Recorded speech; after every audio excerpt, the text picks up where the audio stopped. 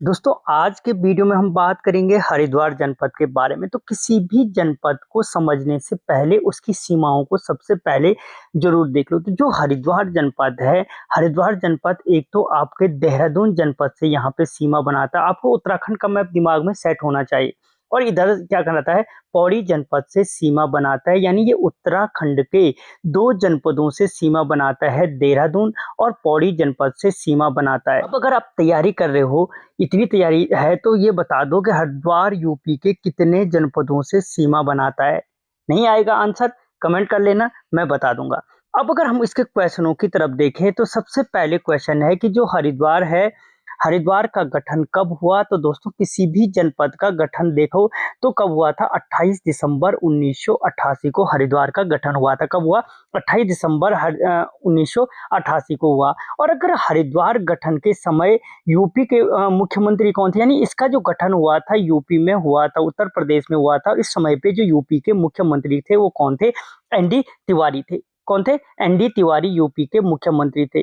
ठीक है दोस्तों, 1997 से पहले हरिद्वार मेरठ मंडल में स्थित था। अगर यानी पूछा जाए कि यूपी का जो हरिद्वार का गठन है यूपी के किस मंडल में हुआ था, तो मेरठ मंडल में हुआ था। किस में हुआ था, मेरठ मंडल में इसका गठन हुआ था। और इसे सहारनपुर मंडल में कब शामिल किया गया, तो 1997 को इसको सहारनपुर मंडल में शामिल किया गया।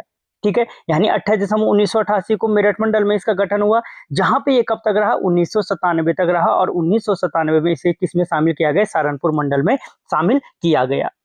ठीक है, तो मैंने कहा एनडी तिवारी यूपी के मुख्यमंत्री थे। तो अगर हम थोड़ा सा एनडी तिवारी के बारे में समझें, ठीक है, कि एनडी तिवारी के बारे में देखें, तो दोस्तों याद रखना जो एनडी तिवारी जी हैं, इनका जन्म 1924 में नैनीताल जनपद में हुआ था। कहाँ हुआ था, यानी उत्तराखंड का अगर पूछा जाए किस जनपद से संबंधित है, तो नैनीताल जनपद से संबंधित है। इन्हें विकास पुरुष के नाम से जाना जाता है।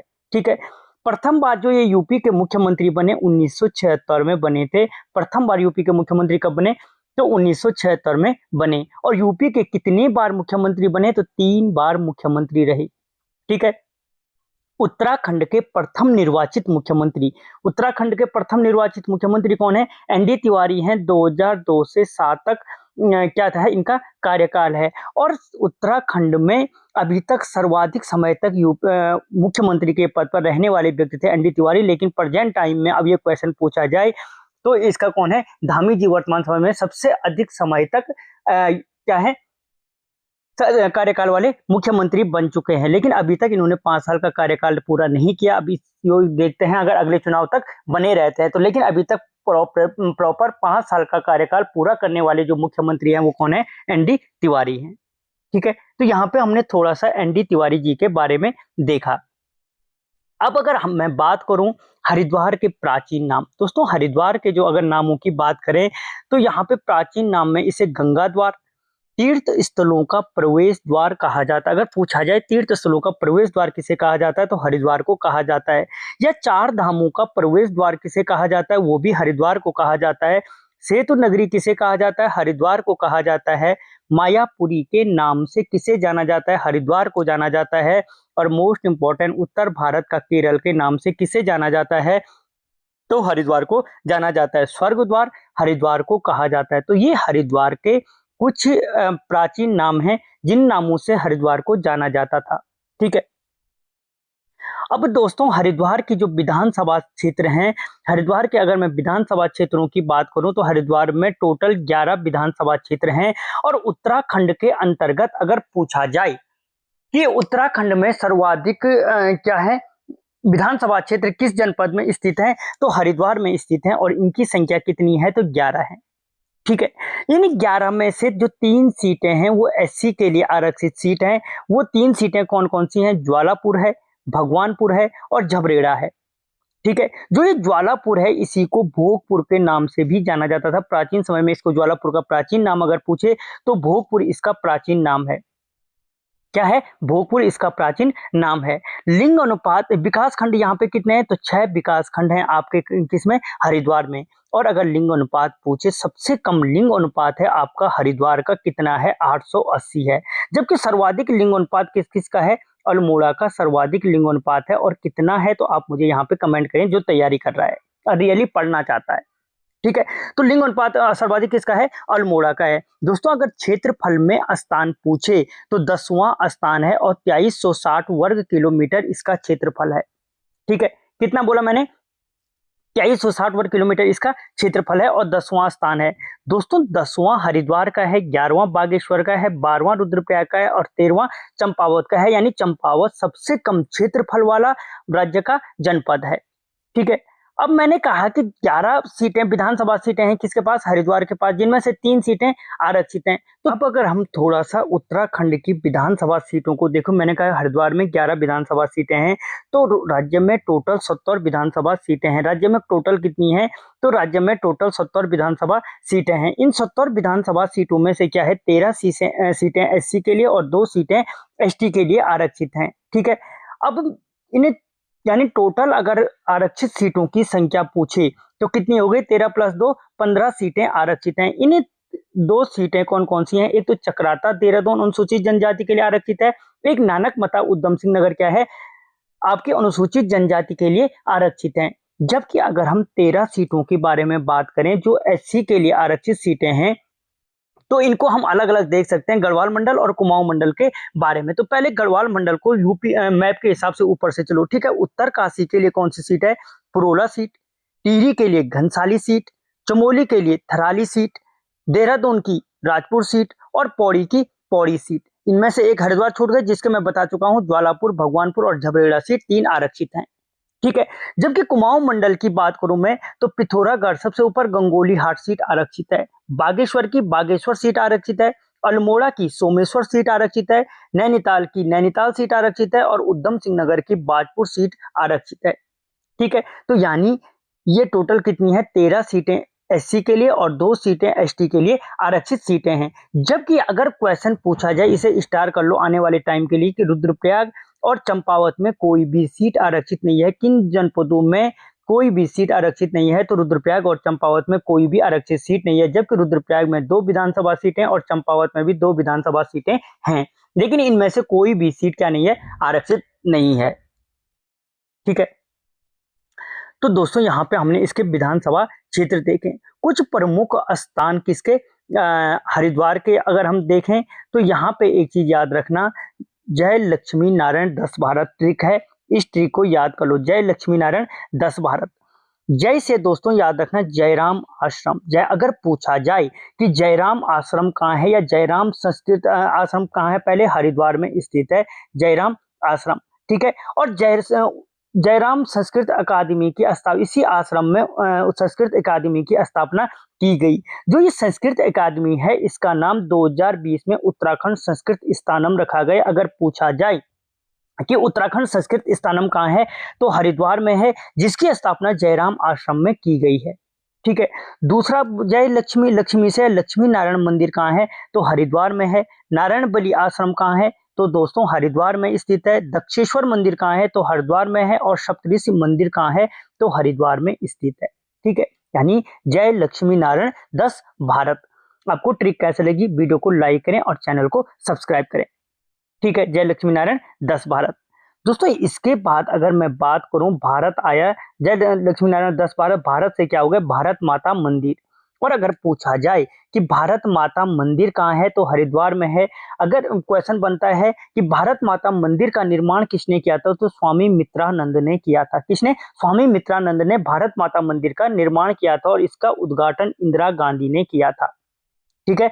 पूर्व प्रधानमंत्री स्वर्गीय इंदिरा गांधी ने क्या किया था? इस भारत माता मंदिर का निर्माण किया था, उद्घाटन किया था।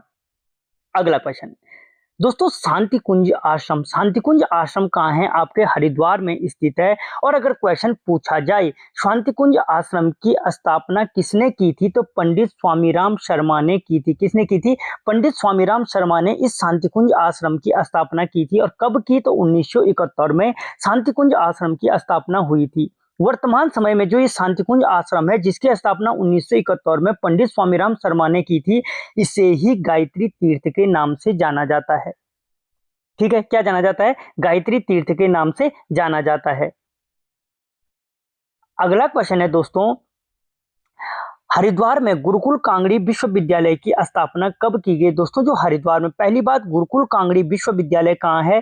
तो आंसर निकल के आता है हरिद्वार में स्थित है। दोस्तों ये फॉन्ट की वजह से हो रखा है द्वार, ठीक है। हरिद्वार में गुरुकुल कांगड़ी विश्वविद्यालय की स्थापना कब हुई? तो क्वेश्चन वह है 4 मार्च 1902 को हुई, ठीक है। कहीं पे ये 2 मार्च भी कर रखा है, आ रखा है कुछ बुकों में, याद रखना। तो 4 मार्च 1902 को हुई थी। और गुरुकुल कांगड़ी विश्वविद्यालय की स्थापना किसने की? स्वामी श्रद्धानंद ने की थी, ठीक है। दोस्तों ये गुरुकुल कांगड़ी विश्वविद्यालय, इसकी सर्वप्रथम स्वामी श्रद्धानंद ने इसकी स्थापना 1900 में पंजाब में की थी, जबकि 1902 में इसे पंजाब से कहाँ लाए? हरिद्वार लाए, ठीक है। और इसे अगर पूछा जाए गुरुकुल कांगड़ी विश्वविद्यालय को विश्वविद्यालय का दर्जा कब दिया गया? तो 1962 में गुरुकुल कांगड़ी विद्यालय को विश्वविद्यालय का दर्जा दिया गया, जिसकी स्थापना स्वामी श्रद्धानंद ने की थी। अगला क्वेश्चन, हरिद्वार पर आधारित पुस्तक न्यूज इन इंडिया के लेखक हैं, तो कौन है? जॉब फ्रांसिस वाइट हैं, ठीक है। या अगर क्वेश्चन घुमा के पूछना चाहे तो न्यूज इन इंडिया पुस्तक का संबंध किस जनपद से है? तो याद रखना न्यूज इन इंडिया पुस्तक का संबंध हरिद्वार जनपद से है, ठीक है। अगला क्वेश्चन, उत्तराखंड लोक सेवा आयोग। दोस्तों अगर हम उत्तराखंड लोक सेवा आयोग कहाँ है? तो हरिद्वार में स्थित है। और अगर पूछा जाए, देखो जो ये उत्तराखंड लोक सेवा आयोग है, इसी के बगल पे गुरुकुल कांगड़ी विश्वविद्यालय है, दोनों आसपास हैं, ठीक है। अगर पूछे उत्तराखंड लोक सेवा आयोग की स्थापना कब हुई थी? तो 14 मार्च 2001 को उत्तराखंड लोक सेवा आयोग की स्थापना हुई थी। इसके प्रथम अध्यक्ष कौन थे? तो एनपी नवानी उत्तराखंड लोक सेवा आयोग के प्रथम अध्यक्ष थे, जिनका कार्यकाल केवल 4 माह रहा था। अगर पूछा जाए कि उत्तराखंड लोक सेवा आयोग के प्रथम महिला सदस्य कौन थी? सुधा रानी पांडे इसके प्रथम महिला सदस्य थी। और दोस्तों राज्य लोक सेवा आयोग की अगर हम बात करें तो इसका जो वर्णन मिलता है हमें भाग 14 में, संविधान के भाग 14 अनुच्छेद 308 से 323 के बीच वर्णन किया गया है संघ लोक सेवा आयोग और राज्य लोक सेवा आयोग का, ठीक है। जो इसका अध्यक्ष होता है इसका जो कार्यकाल होता है कितना होता है? 6 वर्ष और 6 साल, 6 वर्ष या 62 साल इसकी कार्यकाल होता है। चाहे 6 वर्ष कार्यकाल पूरा करो या इससे पहले अगर तुम्हारी 62 साल उम्र पूरी हो जाती है, दोनों कंडीशन में रिटायर होंगे, ठीक है।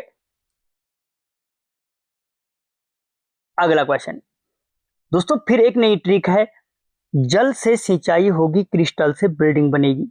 मोस्ट इंपॉर्टेंट ट्रिक है। अगर पूछा, ये सारे रुड़की में है, ठीक है।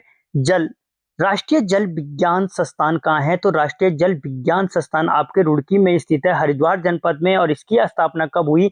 तो 1979 को राष्ट्रीय जल विज्ञान संस्थान की स्थापना हुई थी।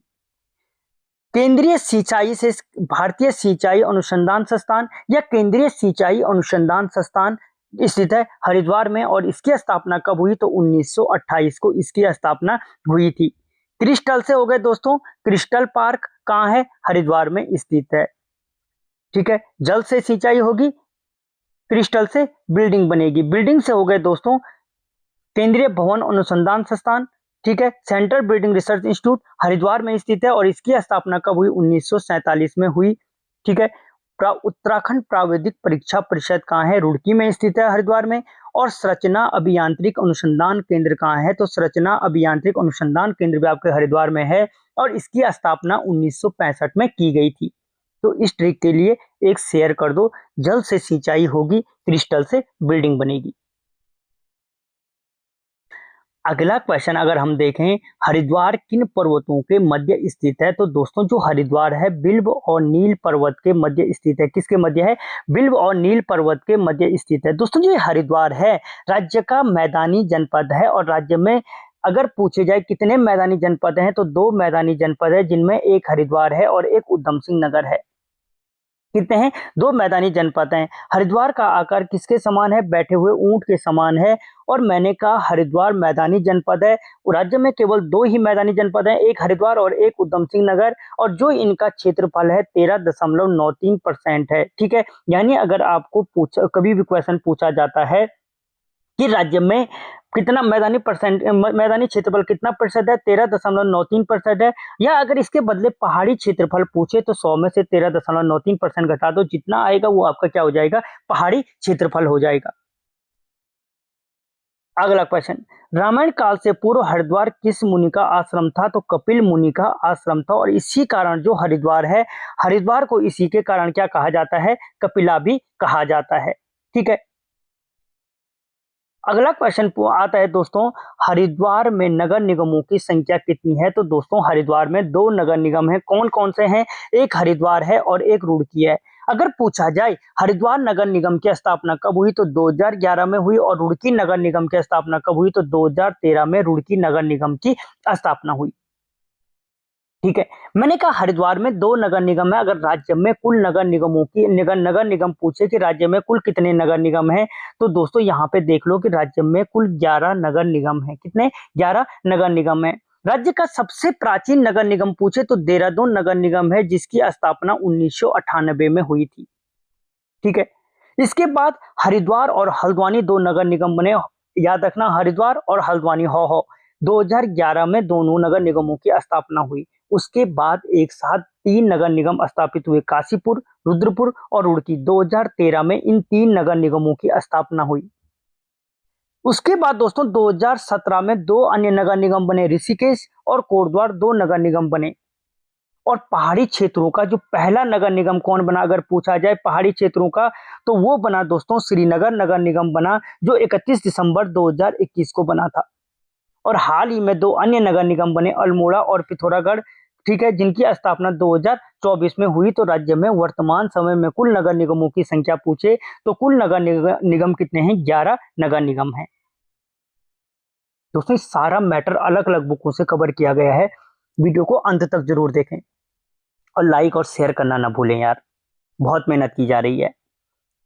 अगला क्वेश्चन आता है, हरिद्वार के वन कहलाते हैं दोस्तों खांडव वन कहलाते हैं, या क्वेश्चन पूछा जा सकता है किस क्षेत्र के वन खांडव वन कहलाते हैं? तो हरिद्वार के वन खांडव वन कहलाते हैं।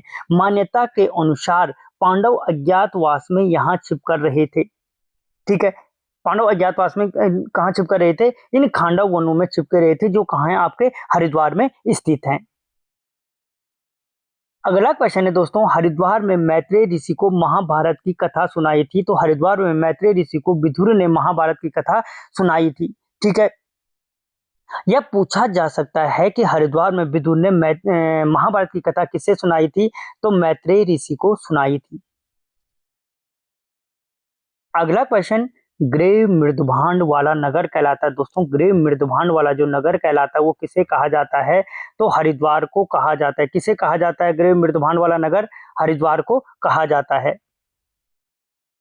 डाट वाली हवेली कहाँ स्थित है? दोस्तों डाट वाली हवेली कहाँ है? हरिद्वार में है। और इसका निर्माण किसने किया था?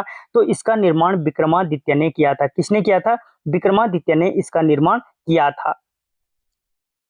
अगला क्वेश्चन, जैन ग्रंथों के अनुसार 1000 ईस्वी पूर्व किस जैन तीर्थकर ने हरिद्वार में तपस्या की थी? दोस्तों जैन ग्रंथों, जो जैन धर्म है उसके अनुसार 1000 ईस्वी पूर्व किस जैन तीर्थकर ने हरिद्वार में तपस्या की थी? तो वो थे आदिनाथ। दोस्तों ये जो आदिनाथ हैं प्रथम जैन तीर्थकर थे। क्या थे? प्रथम जैन तीर्थकर थे, और इन्हें ही केसरिया देव या ऋषभ देव के नाम से भी जाना जाता है। क्या कहा मैंने? जो ये आदिनाथ है इन्हें ही ऋषभ देव या केसरिया देव भी कहा जाता है, जो जैन धर्म के प्रथम तीर्थकर थे। और जैन धर्म में कुल कितने तीर्थकर हुए? तो 24 तीर्थकर हुए। इनके जन्म का प्रतीक चिन्ह पूछे किसका? ऋषभ देव या केसरिया देव का। तो वृषभ या सांड क्या है? इनके जीवन का प्रतीक चिन्ह है। अगला क्वेश्चन, मनसा देवी मंदिर। दोस्तों जो मनसा देवी मंदिर है, मनसा देवी मंदिर अगर पूछे किस शिखर पर स्थित है? तो बिल्व शिखर पर स्थित है। और जो ये बिल्व शिखर है इसी पर दिव्य सरोवर है। अगर पूछा जाए दिव्य सरोवर किस जनपद में है? तो हरिद्वार जनपद में स्थित है आपका कौन सा? दिव्य सरोवर। और अगर दिव्य सरोवर हरिद्वार के किस पर्वत पर स्थित है? तो बिल्व शिखर पर स्थित है। किस शिखर पर? बिल्व शिखर पर स्थित है, जिसपे मनसा देवी मंदिर है। अगला क्वेश्चन आता है दोस्तों, चंडी देवी मंदिर। चंडी देवी जो मंदिर है शिवालिक क्षेत्र के नील शिखर पर स्थित है। मैंने कहा हरिद्वार जो है बिल्व और नील शिखर पर स्थित है। इन नील शिखरों के मध्य है हरिद्वार। इस बिल्व शिखर पे मैंने अभी बताया क्या है? मनसा देवी मंदिर है। और इस नील शिखर पे क्या है? चंडी देवी मंदिर स्थित है। ठीक है, यानी दोनों साइड क्या है? एक साइड मनसा देवी, एक साइड चंडी देवी मंदिर है। दोस्तों जो चंडी देवी मंदिर है इसका जो आधुनिक निर्माण है राजा सुचैत सिंह ने किया था 1929 में। किसने किया था? राजा सुचेत सिंह ने 1929 में किया था और चंडी देवी रोपवे की जो शुरुआत हुई थी 1997 में हुई थी। कब हुई थी? 1997 में चंडी देवी रोपवे की शुरुआत हुई थी। दोस्तों चंडी देवी मेला भी इसी स्थान पे लगता है जो चैत चतुर्दशी को लगता है। चैत माह की चतुर्दशी को चंडी देवी मेला का आयोजन किया जाता है। अगला क्वेश्चन, तैमूर लंग। दोस्तों जो तैमूर लंग था, तैमूर लंग ने हरिद्वार पर 1398-99 में आक्रमण किया था। इसका जो इतिहासकार था सरुद्दीन, इसका इतिहासकार था। और अगर पूछे तैमूर लंग के इतिहासकार या सरुद्दीन ने हरिद्वार को क्या कहा? कायोपिल कहा। क्या कहा? कायोपिल। मैंने कहा कि तैमूर लंग ने 1398-99 में हरिद्वार पर आक्रमण किया। इसकी जो जानकारी कैसे कहां से प्राप्त होती है हमें? तो इसकी जो जानकारी के स्रोत हैं वो कुछ प्रमुख स्रोतों की अगर मैं बात करूं तो उनमें तुजुक ए तैमूरी है। ठीक है, तैमूर की आत्मकथा है और इससे इसकी जानकारी प्राप्त होती है। अगर पूछे तुजुक ए तैमूरी की क्या है, तैमूर की आत्मकथा क्या है तैमूर लंग की, तो तुजुक ए तैमूरी है जो तैमूर लंग की आत्मकथा है।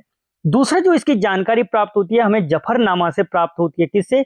जफरनामा से। और दोस्तों जो ये जफरनामा के लेखक हैं वो कौन है? शरफुद्दीन अली यजदी इसके लेखक हैं। तीसरी जो जानकारी प्राप्त होती है तारिक मुबारक शाही से प्राप्त होती है। याह्या बिन अहमद क्या है? इसके लेखक हैं।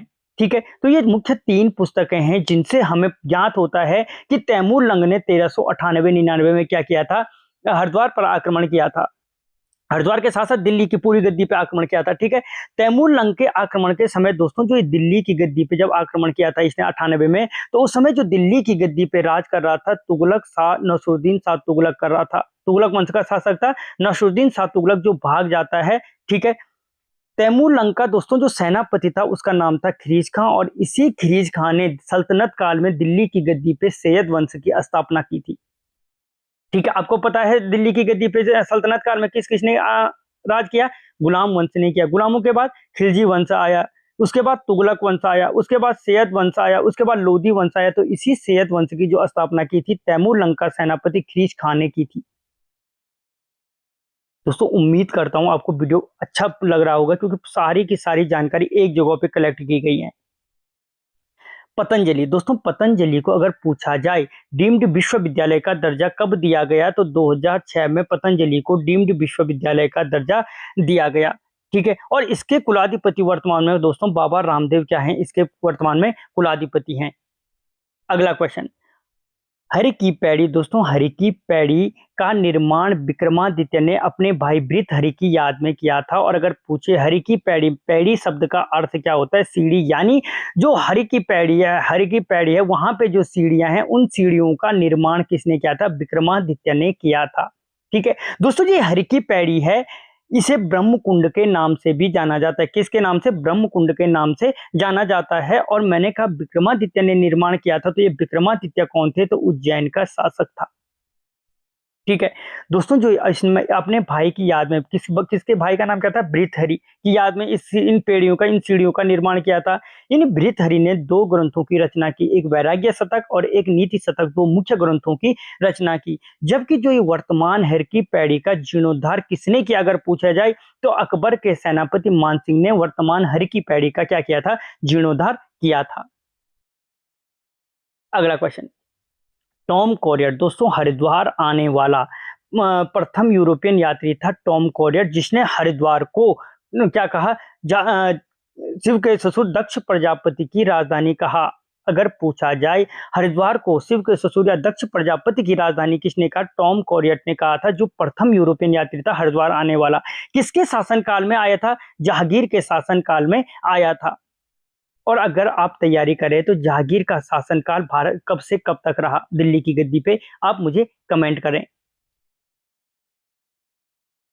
तो मैंने कहा दोस्तों टॉम कॉरियर ने शिव के ससुर दक्ष प्रजापति की राजधानी कहा। तो अगर हम देखें दक्ष प्रजापति मंदिर कहाँ है? तो हरिद्वार के कनखल में स्थित है। कनखल हरिद्वार में क्या है? दक्ष प्रजापति का मंदिर है। और इस मंदिर का निर्माण किसने किया अगर पूछा जाए तो इस मंदिर का निर्माण दोस्तों रणधौर की जो रानी थी धनकौर उन्होंने कराया था। कनखल का वर्णन किससे प्राप्त होता है? कालिदास की पुस्तक मेघदूत से प्राप्त होता है। अगर ऑप्शन में पूछा जाए कि कालिदास की मेघदूत पुस्तक से निम्न में से किस स्थान का वर्णन प्राप्त होता है, तो इस कनखल का वर्णन प्राप्त होता है जहां पे दक्ष प्रजापति का मंदिर स्थित है। इसी कनखल में सती कुंड, क्योंकि आपको पता है माता सती सती हुई थी अपने दक्ष प्रजापति के अपने पिता के यज्ञ में, तो सती कुंड और नारायण शिला कहाँ स्थित है? तो हरिद्वार में स्थित है, यानी कनखल हरिद्वार में स्थित है। कौन कौन क्या क्या बोला मैंने? सती कुंड और नारायण शिला। ठीक है, दोनों के दोनों कहाँ हैं? आपके हरिद्वार में स्थित हैं। अगला क्वेश्चन बनता है दोस्तों, किसके शासन काल में हरिद्वार दासों की बिक्री का केंद्र था? तो गोरखाओं के शासन काल में क्या था? हरिद्वार दासों की बिक्री का प्रमुख केंद्र था। दासों के बच्चे क्या कहलाते थे? कैंटी के नाम से जाने जाते थे। और गोरखाओं का दास मंडी का प्रमुख केंद्र क्या था? कौन था? तो भीमघोड़ा में था। कहां पे था? भीमघोड़ा में इनकी दास बिक्री का प्रमुख केंद्र था। अगला क्वेश्चन है, गांधी जी ने हरिद्वार की यात्रा कब की थी? तो गांधी जी ने हरिद्वार की अगर प्रथम यात्रा पूछे तो 1915 में की थी, और दूसरी पूछे तो 1927 में की थी। अगर देहरादून की प्रथम यात्रा पूछे तो 1916 में इन्होंने देहरादून की प्रथम यात्रा की थी। अगला क्वेश्चन, मकर वाहिनी गंगा मंदिर का निर्माण किसने किया था? दोस्तों, जो मकर वाहिनी गंगा मंदिर का निर्माण था वो शंकराचार्य जयेंद्र सरस्वती ने किया था। किसने किया था? शंकराचार्य जयेंद्र सरस्वती ने किया था। और मकर वाहिनी गंगा मंदिर का निर्माण किस शैली में किया गया है पूछा जाए तो दक्षिण शैली में किया गया है। और जो ये जयेंद्र सरस्वती थे किस पीठ के शंकराचार्य थे? तो कामकोटि पीठ के शंकराचार्य थे। किसके थे? कामकोटि पीठ के शंकराचार्य थे ये जयेंद्र सरस्वती। अगला क्वेश्चन, किस घाट में स्नान करने से गौ हत्या के पाप मिट जाते हैं? तो दोस्तों, गौ घाट में स्नान करने से गौ हत्या के पाप मिट जाते हैं। अब मैं अगर बात करूं बद्रीदत्त पांडे जी के बारे में, उत्तराखंड के इतिहास में महत्वपूर्ण स्थान रखते हैं। बद्रीदत्त पांडे जी का जन्म अगर पूछे कब हुआ तो 15 फरवरी 1882 को कनखल हरिद्वार में हुआ था, जहां पे शिव के सो दक्ष प्रजापति का मंदिर है। उस कनखल में क्या हुआ था? इन बद्रीदत्त पांडे जी का जन्म हुआ था। अगर इनका मूल स्थान पूछे बद्रीदत्त पांडे जी का मूल स्थान कहाँ था तो अल्मोड़ा में इनका मूल स्थान था। ठीक है, मूल रूप से ये कहाँ के थे? अल्मोड़ा से संबंधित हैं। बद्रीदत्त पांडे ने जेल प्रवास के समय दोस्तों 1937 में कुमाऊं का इतिहास लिखा। अगर पूछे कुमाऊं का इतिहास बद्रीदत्त पांडे जी ने कब लिखा तो 1937 में लिखा, अपने जेल प्रवास के समय। ठीक है, 1913 में अल्मोड़ा अखबार के संपादक बने। बद्रीदत्त पांडे अल्मोड़ा अखबार के संपादक कब बने? 1913 में बने। और अल्मोड़ा अखबार बंद कब हुआ तो 1918 में हुआ, जिस समय गढ़वाल के डिप्टी कमिश्नर लोमश ने क्या कर दिया था? अल्मोड़ा अखबार को बंद कर दिया था। ठीक है, इस जब ये बंद हुआ तो 1918 में बद्रीदत्त पांडे जी ने क्या किया? शक्ति साप्ताहिक पत्र का संपादन किया। ठीक है, बद्रीदत्त पांडे ने कुल्ली बेगार, कुल्ली उतार, कुल्ली बर्दाश्त प्रथाओं का विरुद्ध सफल आंदोलन किया। कौन कौन प्रथाएं? कुल्ली बेगार, कुल्ली उतार और कुल्ली बर्दाश्त। ठीक है, बद्रीदत्त पांडे के अगर राजनीतिक गुरु पूछे तो बाल गंगाधर तिलक क्या थे? बद्रीदत्त पांडे के राजनीतिक गुरु थे। और कुमाऊं का नर केसरी किसे कहा जाता है? तो बद्रीदत्त पांडे को कहा जाता है। और यदि पूछा जाए कुमाऊं का नर केसरी बद्रीदत्त पांडे को किसने कहा था तो भक्त दर्शन ने कहा था। किसने कहा था? भक्त दर्शन ने कहा था। अगली चीज अगर हम देखें, राजनीतिक जानवर किसे कहा जाता है उत्तराखंड में, तो वो भी बद्रीदत्त पांडे जी को कहा जाता है, राजनीतिक जानवर कहा जाता है। और किसने कहा था? तो अंग्रेजों ने कहा था। 1962 ईस्वी में भारत चीन युद्ध के समय बद्रीदत्त पांडे जी ने क्या किया? 2 स्वर्ण पदक देश की सुरक्षा कोष में जमा करा दिए थे। अगली चीज आती है दोस्तों हरिद्वार के पंचपुरी। क्वेश्चन पूछा जा सकता है कि हरिद्वार के पंचपुरी में कौन शामिल है और कौन शामिल नहीं है। तो देखो, हरिद्वार के जो पंचपुरी में हरिद्वार, कनखल, भीमगोड़ा, मायापुर, ज्वालापुर, इन पांचों को हरिद्वार के पंचपुरी में शामिल किया गया है। अगली चीज आती है कुशावर्त घाट। दोस्तों, कुशावर्त घाट का निर्माण किसने किया था अगर पूछा जाए तो महारानी अहिल्याबाई होलकर ने किया था। किसने किया था? महारानी अहिल्याबाई होलकर ने किया था।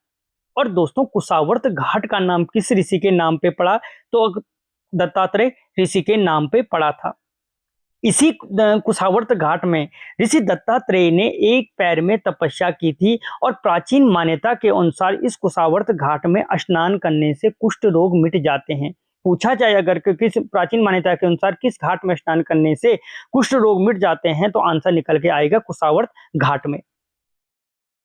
अगली चीज आती है माया देवी मंदिर। दोस्तों हरिद्वार की जो अधिष्ठात्री देवी किसे माना जाता है, तो माया देवी को माना जाता है। या पूछा जाए कि हरिद्वार का सबसे प्राचीन मंदिर कौन सा है, तो माया देवी मंदिर है। ठीक है, और इसी माया देवी मंदिर के कारण हरिद्वार का प्राचीन नाम मायापुरी पड़ा था। क्या पड़ा था? मायापुरी पड़ा था। अगला क्वेश्चन निकल के आता है दोस्तों, हरिद्वार में गंगा नदी से कौन सी नदी मिलती है? दोस्तों हरिद्वार में गंगा नदी से मिलती है शोलानी घाट और रतमाऊ नदी मिलती है। ठीक है, याद रखना। दो, राज्य का सर्वाधिक जनसंख्या वाला जनपद कौन सा है? तो हरिद्वार सर्वाधिक जनसंख्या वाला जनपद बोल रहा मैं, कौन सा है? तो हरिद्वार राज्य का सर्वाधिक जनसंख्या वाला जनपद है। ठीक है, यदि पूछे राज्य का सबसे कम जनसंख्या वाला जनपद कौन सा है, तो वो रुद्रप्रयाग है। सर्वाधिक जनसंख्या घनत्व वाला जनपद पूछे तो भी हरिद्वार है, और यदि राज्य का सबसे कम जनसंख्या घनत्व वाला जनपद पूछे तो उत्तरकाशी राज्य का सबसे कम जनसंख्या घनत्व वाला जनपद है। जबकि देश में सबसे अधिक जनसंख्या वाला राज्य कौन सा है, तो यूपी देश में सबसे अधिक जनसंख्या वाला राज्य है। कौन? यूपी। देश में सबसे कम जनसंख्या वाला राज्य पूछे तो सिक्किम देश में सबसे कम जनसंख्या वाला राज्य है, और देश में सर्वाधिक जनसंख्या घनत्व वाला राज्य पूछे तो बिहार देश में सर्वाधिक जनसंख्या घनत्व वाला राज्य है। यदि देश में सबसे कम जनसंख्या घनत्व पूछे तो अरुणाचल प्रदेश में देश में सबसे कम जनसंख्या घनत्व है, और ये आंकड़े आपके किसके आधार पर दिए जा रहे हैं? जनगणना 2011 के आधार पर। ठीक है, अगला क्वेश्चन दोस्तों, राज्य का सबसे कम लिंग अनुपात किस जनपद का है? तो हरिद्वार जनपद में पहले भी आया था 880, और सर्वाधिक लिंग अनुपात किसका है? अल्मोड़ा का है। कितना है? 1139 है। भारत का राष्ट्रीय लिंग अनुपात कितना है? 943 है। ठीक है, और 2011 की जनगणना के अनुसार दोस्तों 7 जनपदों का उत्तराखंड में लिंग अनुपात 1000 से अधिक है। कितने जनपदों का? 7 जनपदों का। ठीक है, राज्य में दोस्तों 4 जनपदों का लिंग अनुपात क्या है? राष्ट्रीय लिंग अनुपात से कम है। लिंग अनुपात की दृष्टि से उत्तराखंड का अगर देश में स्थान पूछे तो 13वां स्थान है दोस्तों। किसके आधार पे? लिंग अनुपात के आधार पर। अगली चीज दोस्तों, क्वेश्चन जो बन के निकल के आता है, राज्य का सबसे अधिक अनुसूचित जनसंख्या वाला जनपद कौन सा है? तो हरिद्वार राज्य का सर्वाधिक एससी आबादी वाला जनपद है। यदि राज्य में सबसे कम एससी आबादी वाला जनपद पूछे तो चंपावत में सबसे कम एससी आबादी है। लेकिन अगर प्रतिशत के आधार पर पूछे कि राज्य में प्रतिशत में सर्वाधिक एससी जनसंख्या वाला जनपद कौन सा है, तो बागेश्वर सर्वाधिक एससी जनसंख्या वाला जनपद है, और प्रतिशत के आधार पर सबसे कम अनुसूचित जनसंख्या वाला जनपद पूछे तो रुद्रप्रयाग सबसे कम एससी आबादी वाला जनपद है। ये 4 क्वेश्चन है, अलग अलग हैं। अगला क्वेश्चन, राज्य का क्षेत्रफल में सबसे छोटा लोकसभा क्षेत्र। दोस्तों राज्य का क्षेत्रफल में सबसे कम लोकसभा सबसे छोटा लोकसभा क्षेत्र कौन है? हरिद्वार है। और क्षेत्रफल में सबसे बड़ा लोकसभा क्षेत्र पूछे तो पौड़ी सबसे बड़ा लोकसभा क्षेत्र है। सर्वाधिक मतदाताओं वाला लोकसभा क्षेत्र पूछे तो हरिद्वार है, और सबसे कम मतदाताओं वाला लोकसभा क्षेत्र पूछे तो पौड़ी गढ़वाल क्या है? फिर सबसे कम मतदाताओं वाली लोकसभा क्षेत्र है। अगला क्वेश्चन दोस्तों, पार्वती ने शिव प्राप्ति के लिए कठोर तप कहाँ किया था? बिल्केश्वर महादेव मंदिर में माता पार्वती ने शिव प्राप्ति के लिए कठोर तप किया था। आगे की तरफ बढ़े दोस्तों, किस कुंड का निर्माण भीम घोड़े के टाव से हुआ था? तो दोस्तों प्राचीन मान्यता के अनुसार भीम घोड़ा टाव, या ठीक है, भीम घोड़ा क्या है? भीम घोड़े का निर्माण क्या हुआ था? भीम के घोड़े के टाव से हुआ था। ऊपरी गंगा नहर की परिकल्पना किसने की? अगर पूछा जाए तो थॉमसन ने ऊपरी गंगा नहर की परिकल्पना की थी। किसका कार्यकाल था? लूसी गटन का कार्यकाल था 1838 से 1848 के बीच, जिसके बीच जो भी काम होंगे यानी लूसी गटन के कार्यकाल में होंगे। ऊपरी गंगा का नहर का जो निर्माण है दोस्तों पीबी कौटले किसकी अगुवाई में किया गया था? तो पीबी कौटले की अगुवाई में 1842 से 54 के बीच हुआ था। और जो ये पीबी कौटले है, इन्हें आधुनिक भगीरथ के नाम से जाना जाता है।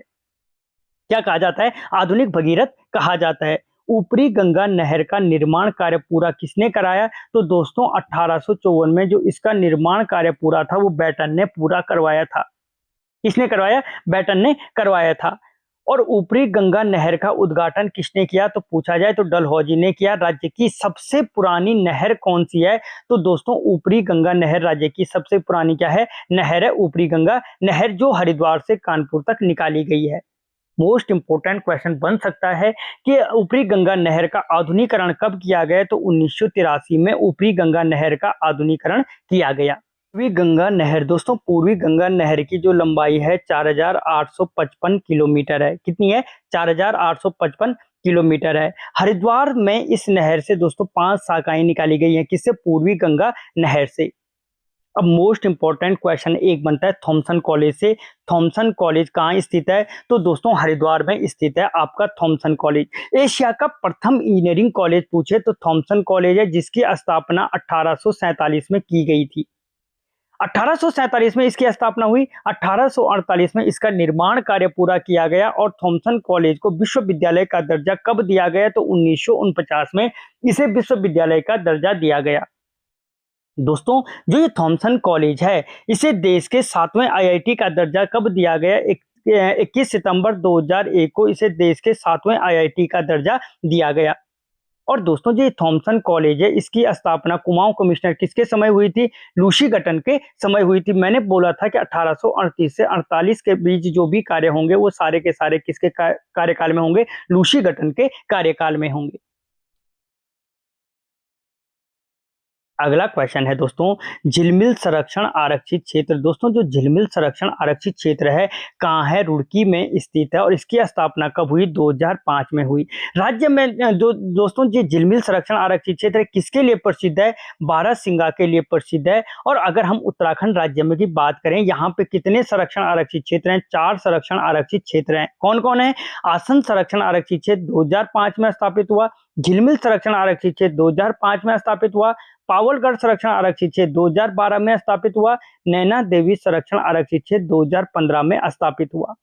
अगर इनमें सबसे बड़ा छोटा संरक्षण आरक्षित क्षेत्र पूछे तो आसन संरक्षण आरक्षित क्षेत्र सबसे छोटा संरक्षण आरक्षित क्षेत्र है, और सबसे बड़ा पूछे तो नैना देवी संरक्षण आरक्षित क्षेत्र सबसे बड़ा संरक्षण आरक्षित क्षेत्र है। अगला क्वेश्चन बनता है दोस्तों, राजा विजय सिंह स्मारक कहाँ स्थित है? हरिद्वार में स्थित है और कूंजा एक्ट 1960 इसके संरक्षण के लिए पारित किया गया था। अगला क्वेश्चन, अकबर की रसोई में गंगा जल प्रयोग होता था, इसकी जानकारी किससे प्राप्त होती है? दोस्तों अकबर की रसोई में जो गंगा जल प्रयोग होता था, इसकी जानकारी हमें किससे प्राप्त होती है? आईने अकबरी से प्राप्त होती है। और अगर पूछे आईने अकबरी की रचना किसने की थी? तो अबुल फजल ने। ठीक है, किसने की थी? अबुल फजल ने इसकी क्या की थी? रचना की थी, जो अकबर के नवरत्नों में से एक था। अकबर का अन्वेषक दल गंगा नदी पता लगाने के लिए किसके दरबार में आया था? अगर क्वेश्चन पूछा जाए तो दोस्तों सहजपाल, परमार वंश का शासक सहजपाल के दरबार में आया था। और परमार वंश का सहजपाल कौन से नंबर का शासक था? तो 42वां शासक था। अब अगर मैं हरिद्वार के मेलों की बात करूं दोस्तों, तो हरिद्वार के प्रमुख मेले हैं ग्योधाल मेला है, जटाशंकर मेला है और प्रसिद्ध कुंभ मेला है। इनमें लगता है, ठीक है, ग्योधार मेला, जटाशंकर मेला और कुंभ मेला। दोस्तों अगर मैं कुंभ मेले की बात करूं तो कुंभ मेला हरिद्वार में गंगा नदी के तट में कितने वर्षों के अंतराल में लगता है? तो 12 वर्षों के अंतराल में लगता है। दोस्तों जो ये मेला है, कुंभ मेला कब लगता है? कुंभ राशि और ठीक है, यह मेला कब लगता है? जब गुरु कुंभ राशि में और सूर्य मेष राशि में जाने जाता है, तब कुंभ मेले का आयोजन किया जाता है। दोस्तों जो चीनी यात्री वैन सॉन्ग थे, जिनकी मुख्य जानकारी जिनके वर्णन से हमें किसके मिलते हैं? हर्षवर्धन काल की और पौरव वंश की जानकारी जिनसे प्राप्त होती है, उन चीनी यात्री वैन सॉन्ग ने कुंभ मेले को मोक्ष पर्व कहा है। क्योंकि एसएससी पूछ चुका है कि वैन सॉन्ग ने किसे मोक्ष पर्व कहा था। वैन सॉन्ग के अनुसार महाराजा हर्षवर्धन ने भी कुंभ में क्या किया था दोस्तों? स्नान किया था और दान दिया था। अगला क्वेश्चन, भारतीय हैवी इलेक्ट्रॉनिक लिमिटेड भील कहाँ है दोस्तों? तो जो भील भारतीय हैवी इलेक्ट्रॉनिक लिमिटेड भील है वो रानीपुर हरिद्वार में स्थित है। और अगर पूछे भील महारत्न कंपनी की स्थापना कब हुई थी? तो 1964 में भील महारत्न कंपनी की स्थापना हुई थी। अगला क्वेश्चन जो यहाँ से हरिद्वार जनपद से इंपॉर्टेंट आता है कि राज्य की सबसे बड़ी गुड़ मंडी कहाँ है? तो मंगलौर हरिद्वार में स्थित है। गन्ना विकास संस्थान दोस्तों कहाँ है? रुड़की में स्थित है। और राज्य में यदि सर्वाधिक गन्ने का उत्पादन पूछे तो वो उधम सिंह नगर करता है। ठीक है। मंगलौर की दोस्तों अगर हम थोड़ा सा मंगलौर की स्थापना की बात करें तो राजपूत सरदार राजा मंगल सेन के द्वारा क्या की गई थी? इस मंगलौर की स्थापना की गई थी, जहां पे गुड़ मंडी स्थित है। दोस्तों जो राजपूत सरदार राजा मंगल सेन हैं, इनके राजमहल के अवशेष हजरत साहब विलायत की दरगाह के निकट मिलते हैं आज भी, जिसे वर्तमान में मोहल्ला किला के नाम से जाना जाता है। यानी अगर पूछा जाए कि मोहल्ला किला कहाँ है, तो हरिद्वार में स्थित है, रुड़की में स्थित है। दोस्तों हजरत साहब विलायत की जो दरगाह का निर्माण है किसने कराया था? तो बल्लवन ने कराया था, जो गुलाम वंश का अंतिम शासक था। अंतिम नहीं था, इसके बाद दूसरा बना था, 9वां कि 8वां शासक था कोई, ये बल्लवन ने कराया था। और इसकी दीवार पर अरबी भाषा में बल्लवन का नाम अंकित मिलता है। पूछा जा सकता है कि सल्तनत काल के शासक बल्लवन का नाम कहाँ से प्राप्त होता है? तो हजरत साहब विलायत की दरगाह से प्राप्त होता है, जो रुड़की में स्थित है। दोस्तों आईने अकबरी में भी एक पुराने कस्बे के रूप में इसका जिक्र हुआ है। यानी किसका? हजरत साहब विलायत की दरगाह बोलो या क्या बोलो, मंगलौर का जिक्र मिलता है। अगला एक क्वेश्चन है दोस्तों, हरिद्वार में स्थित है Mahindra and Mahindra, hero Motors corporate company, Hindustan Unilever, Panasonic electronic company, Wipro software. अगर पूछा जाए ये कहाँ है, तो सारे के सारे हरिद्वार में स्थित हैं, चाहे वो महिंद्रा एंड महिंद्रा हो, हीरो मोटर्स कॉर्पोरेट कंपनी हो, हिंदुस्तान यूनिलीवर हो, पैनासोनिक इलेक्ट्रॉनिक कंपनी हो या विप्रो सॉफ्टवेयर हो, ये सारे आपके हरिद्वार में स्थित हैं। अगला मुख्य क्वेश्चन बनता है दोस्तों, उत्तराखंड संस्कृत विश्वविद्यालय कहाँ है? हरिद्वार में स्थित है। और अगर पूछा जाए कि उत्तराखंड संस्कृत विश्वविद्यालय की स्थापना कब हुई थी, तो 2005 में उत्तराखंड संस्कृत विश्वविद्यालय की स्थापना हुई थी। अगला क्वेश्चन है, बद्री विशाल समाचार पत्र का प्रकाशन कहाँ से होता था? तो हरिद्वार से बद्री विशाल समाचार पत्र का प्रकाशन होता था। अगला क्वेश्चन पूछा जा सकता है कि सर्वाधिक नलकूपों के द्वारा सिंचाई किस जनपद में की जाती है? तो हरिद्वार जनपद में सर्वाधिक नलकूपों से सिंचाई की जाती है। राज्य का सर्वाधिक सिंचित क्षेत्र पूछे कहाँ है? तो हरिद्वार में स्थित है। अच्छा, राज्य का सर्वाधिक सिंचित क्षेत्र पूछे तो उधम सिंह नगर में स्थित है। उसके बाद दूसरा नंबर हरिद्वार का है। यानी सर्वाधिक सिंचित क्षेत्र कहाँ है? उधम सिंह नगर में स्थित है, और उसके बाद हरिद्वार में स्थित है। और नहरों के द्वारा सर्वाधिक सिंचाई कहाँ की जाती है? वो भी उधम सिंह नगर में की जाती है। लेकिन यदि अगर पूछे नलकूपों के द्वारा सर्वाधिक सिंचाई कहाँ की जाती है, तो नलकूपों से सर्वाधिक सिंचाई हरिद्वार जनपद में की जाती है। ये अलग अलग फैक्ट हैं चारों। दोस्तों राज्य में सबसे कम सिंचित क्षेत्र पूछे कहाँ है? तो चमोली जनपद में राज्य में सबसे कम सिंचित क्षेत्र है।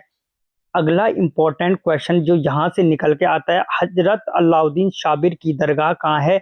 तो रुड़की में स्थित है। इसे पिराने क्लियर के नाम से भी जाना जाता है। किसे? हजरत अलाउद्दीन साबिर की दरगाह को। हिंदू मुस्लिम एकता का प्रतीक किसे माना जाता है? हजरत अलाउद्दीन साबिर की दरगाह को माना जाता है। और वर्तमान समय में अगर पूछा जाए उर्दू एवं फारसी अकादमी की स्थापना कहाँ की जा रही है? तो इसी हजरत अलाउद्दीन साबिर की दरगाह में की जा रही है, रुड़की में स्थित है। कौन सा? उर्दू एवं फारसी अकादमी। दोस्तों देश में पहली बार जो ट्रेन चलाई गई थी 22 दिसंबर 1851 में रुड़की के पिराने कलियर में ही चलाई गई थी। लेकिन ये कौन सी ट्रेन थी? ये यहाँ का माल डालने के लिए, सामान डालने, मिट्टी डालने के लिए इसका प्रयोग किया गया था। लेकिन अगर पूछा जाए देश में पहली पैसेंजर रेलगाड़ी कब चली, ठीक है, तो 16 अप्रैल 1853 को चली थी। कब चली? 16 अप्रैल 1853 को, जो 34 किलोमीटर मुंबई से थाने के मध्य चली थी। ये दो अलग अलग क्वेश्चन है। अगला क्वेश्चन, रुड़की इंजीनियर्स का मक्का कहलाता है। दोस्तों रुड़की अगर पूछा जाए इंजीनियर्स का मक्का किसे कहा जाता है? रुड़की को कहा जाता है। ये किस नदी के तट पे स्थित है? तो सोलानी घाट के तट पे स्थित है। प्राचीन समय में रुड़की दोस्तों गुजरों की लड़धौर रियासत के अंतर्गत आता था। और दोस्तों लड़धौर रियासत का अंतिम राजा कौन था? राय दयाल थे। ठीक है, इसके पश्चात क्या होता है? ये ब्रिटिश शासन के अधीन हो जाता है। और अगर पूछा जाए रुड़की का नाम किसके नाम पर पड़ा है, तो रूड़ी नामक महिला के नाम के कारण इसका नाम रुड़की पड़ा। ये एक प्राचीन मान्यता है। अगला क्वेश्चन है, बंगाल सैंपल्स एवं माइनर्स की स्थापना कब की गई? तो 1853 में Bengal sappers and miners force की स्थापना की गई थी, 1853 में रुड़की में। हरिद्वार की दो प्रमुख जल विद्युत परियोजना है, मोहम्मदपुर परियोजना और पथरीपुर परियोजना गंगा नहर हरिद्वार पर स्थित है। कौन कौन सी परियोजना बोली मैंने? मोहम्मदपुर परियोजना और पथरी परियोजना। मोस्ट इंपॉर्टेंट क्वेश्चन है, किस वर्ष कनिंदम ने हरिद्वार का पुरातात्विक सर्वेक्षण किया? 1862-63 में किया था। और अंतिम क्वेश्चन है, हरिद्वार जनपद से अंग्रेजों का कब्रिस्तान किसे कहा जाता है? तो हरिद्वार को अंग्रेजों का कब्रिस्तान कहा जाता है। तो यहाँ पे हमने हरिद्वार से संबंधित लगभग सारे मोस्ट इंपॉर्टेंट फैक्ट को कवर किया। आपको वीडियो कैसा लगा मुझे कमेंट बॉक्स में बताना। मिलता हूँ अगले वीडियो में, तब तक जय हिंद।